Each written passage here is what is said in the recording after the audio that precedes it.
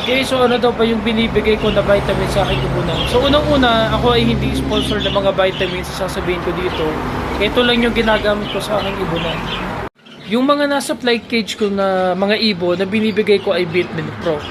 So nagbibigay ako nito 3 times a week.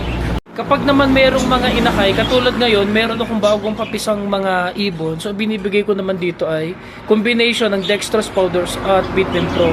So alternate ang pagbibigay ko nito. So MWF ang Vitamin Pro, and then Tuesday and Thursday naman ang dextrose powder. And then Saturday, Sunday, tubig lang. Pagdating naman sa breeding o yung mga nakasalang na sa breeding cage at ready to breed na, ang binibigay ko naman ay yung combination ng Egg 1000 at Vitamin Pro. So binibigay ko ito, MWF ang Vitamin Pro, at Tuesday and Thursday naman ang Egg 1000. So para sa akin sobrang effective ng combination ng dalawang to. Actually yung nakikita nyo mga ibon ko, sila na yung product nitong mga produktong ito. Kaya para sa akin sobrang effective nito.